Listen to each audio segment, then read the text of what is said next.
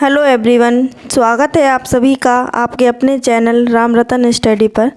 तो देखिए, आज हम स्टैटिक जीके में पढ़ने वाले हैं महत्वपूर्ण अनुच्छेद। ठीक है, और ये जो टॉपिक है ना, इस टॉपिक से हर एग्ज़ाम में एक से दो क्वेश्चन ज़रूर पूछे जाते हैं और किसी एग्ज़ाम में तो 4 से 5 क्वेश्चंस भी आ जाते हैं। तो आप लोग इसको बहुत अच्छे से पढ़ें। इसको हम बहुत अच्छे से याद करेंगे, आसान तरीके से याद करेंगे, जो आपको लॉन्ग टाइम तक याद रहेगा। ठीक है, तो फिर चलिए हम अब स्टार्ट करते हैं।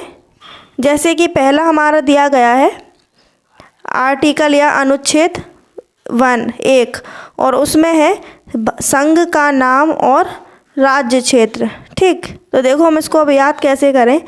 जैसे हमें कहीं जाना होता है किसी भी जगह पर, तो पहले तो हम क्या करते हैं, हम उस जगह का नाम पूछते हैं। ठीक है, तो सबसे पहले वाले नंबर पे हम क्या पूछते हैं, नाम। तो क्या है, आर्टिकल 1 में है संघ का नाम और राज्य क्षेत्र। ठीक है, अब देखो इसके बाद हम बताएं आपको कि आर्टिकल 2 में क्या है। आर्टिकल 2 में है नए राज्यों का प्रवेश। ठीक है, तो देखो फिर देखिए, पहले तो हमने नाम पूछा जिस जगह पर हमको जाना था, फिर दूसरे नंबर पर यानी दूसरी बार में हम उस नए राज्य में क्या करेंगे, प्रवेश करेंगे। प्रवेश यानी कि वहाँ जाएंगे।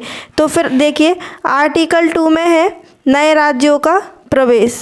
अब इसके बाद नेक्स्ट है आर्टिकल 3 और इसमें है नए राज्यों का निर्माण, क्षेत्र, सीमा एवं नाम में परिवर्तन। ठीक, तो देखो फिर तीसरे नंबर पे हम उस राज्य में प्रवेश करने के बाद हमें वहाँ का मतलब रहने का तरीका या कुछ अच्छा पसंद नहीं आया, तो फिर हमने क्या किया था, वहाँ पर जाके हमने सीमा एवं नाम में परिवर्तन कर दिया, यानी वहाँ पर बदलाव कर दिया। ठीक है, तो आर्टिकल 3 में है नए राज्यों का निर्माण, क्षेत्र, सीमा एवं नाम में परिवर्तन। ठीक है, अब इसके बाद देखिए नेक्स्ट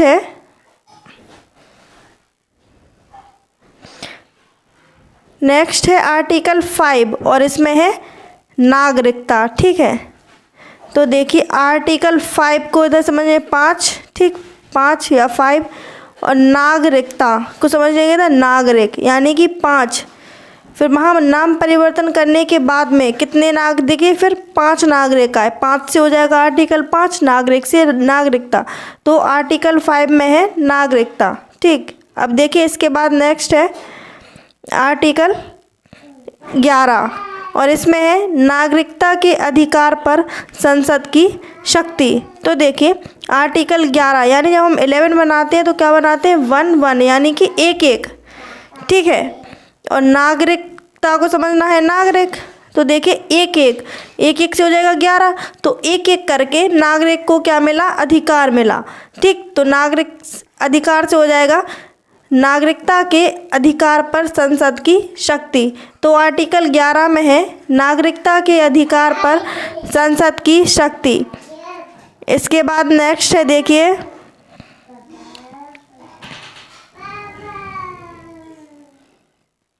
इसके बाद नेक्स्ट है आर्टिकल 14 और इसमें है विधि के समक्ष समता। तो देखिए आर्टिकल 14 को समझेंगे, 14 साल का एक बच्चा था। ठीक है, और विधि के समक्ष, और विधि मीन्स क्या होता है, कानून। ठीक है, तो 14 साल के बच्चे ने क्या बनाया, कानून बनाया। कि ठीक, कानून यानी विधि बनाई, तो हो जाएगा आर्टिकल 14 में विधि के समक्ष समता। इसके बाद नेक्स्ट है आर्टिकल 15 और इसमें है धर्म, वंश, जाति, लिंग, जन्म पर भेदभाव का निषेध। ठीक, तो देखो हम इसको अब याद कैसे करें।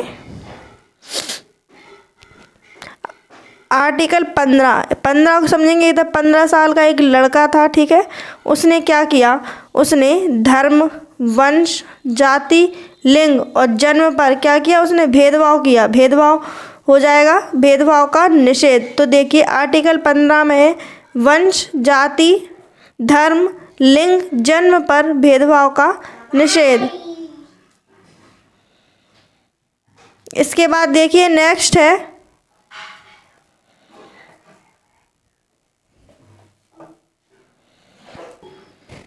देखिए आर्टिकल 16 में है लोक नियोजन में अवसर की समानता। ठीक है, तो देखो आर्टिकल 16 को समझे। 16 वर्ष का या 16 साल का एक लड़के को लोक नियोजन में अवसर, और अवसर मीन्स क्या होता है इधर, मौका। ठीक है, तो 16 वर्ष की उम्र में क्या मिला, अवसर मिला। अवसर मतलब हो जाएगा मौका मिला। ठीक, तो आर्टिकल 16 में है लोक नियोजन में अवसर की समानता। अब इसके बाद देखिए नेक्स्ट है आर्टिकल 17, और इसमें है अस्पृश्यता का अंत।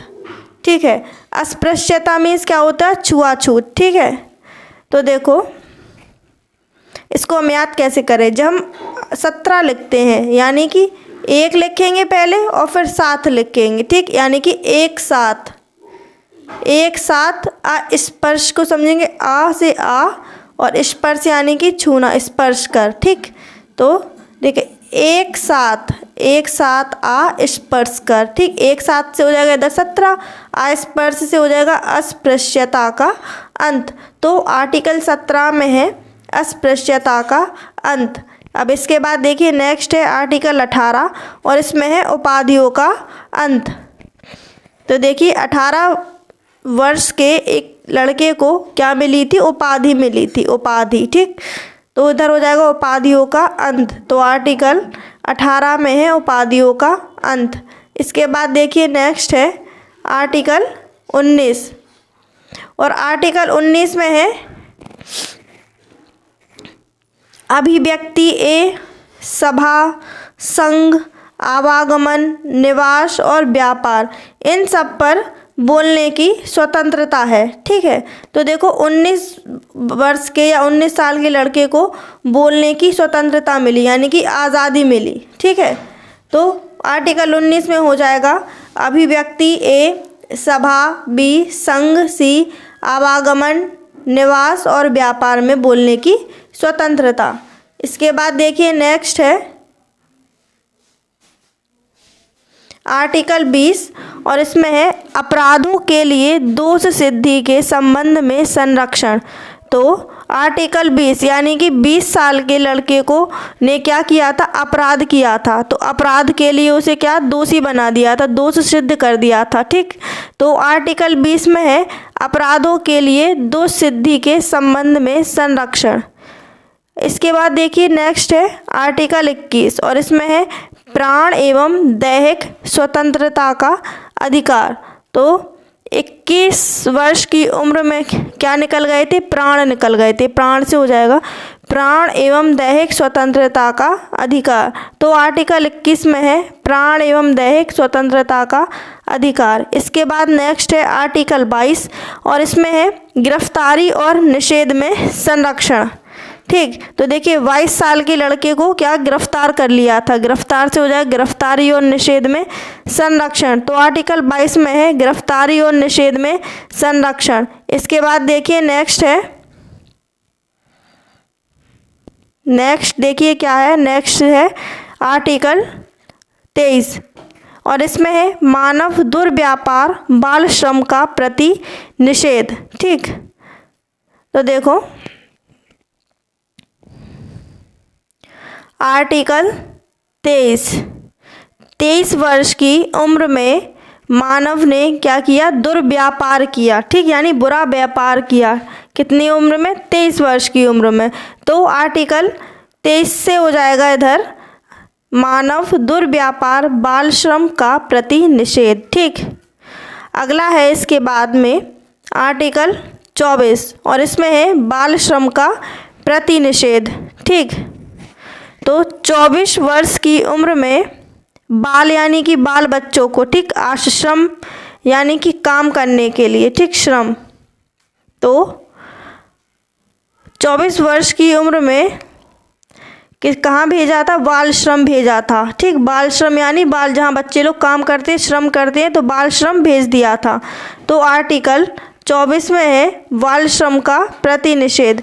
इसके बाद नेक्स्ट है आर्टिकल 25, और इसमें है धर्म को निर्बाध रूप से मानने और प्रचार करने की स्वतंत्रता। तो देखिए आर्टिकल 25 को समझेंगे। 25 और 25 वर्ष की उम्र में 25 वर्ष की उम्र में इंसान लोग क्या करते हैं, धर्म का निर्वेद रूप से मानने, यानी धर्म को मानने लगते हैं और उनको प्रचार करने की स्वतंत्रता भी मिल जाती है। ठीक, तो आर्टिकल 25 में है धर्म को निर्बाध रूप से मानने और प्रचार करने की स्वतंत्रता। इसके बाद नेक्स्ट है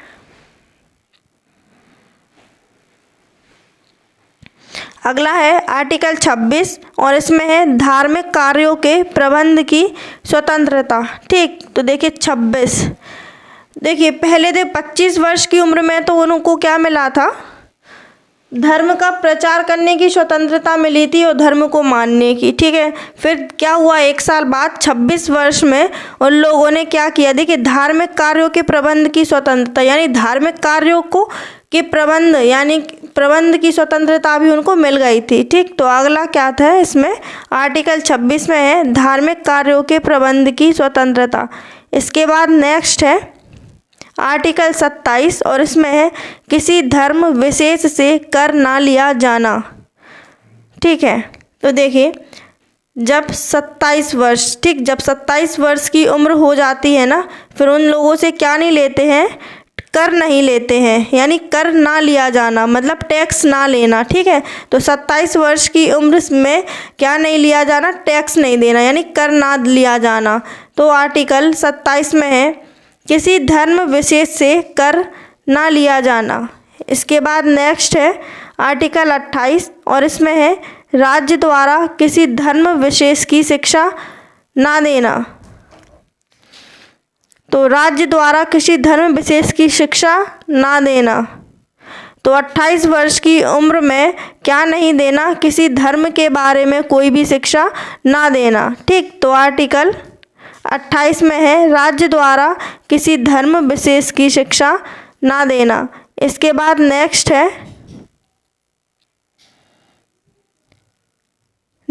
है आर्टिकल 29 और इसमें है अल्पसंख्यक वर्गों के हितों का संरक्षण। ठीक है, तो देखो 29 है, तो आर्टिकल 29, ठीक, यानी कि 29 वर्ष, अल्पसंख्यक, अल्प यानी कि बहुत ही कम और संख्यक यानी कि बहुत कम संख्या में। ठीक है, तो 29 वर्ष में या 29 वर्ष के जो लोग थे वो बहुत अल्पसंख्यक यानी कि बहुत कम संख्या में आए हुए थे। तो आर्टिकल 29 में हो जाएगा अल्पसंख्यक वर्गों के हितों का संरक्षण। इसके बाद देखिए नेक्स्ट है आर्टिकल 30 और इसमें है अल्पसंख्यकों की शिक्षा संस्थान की स्थापना पर प्रशासन का अधिकार।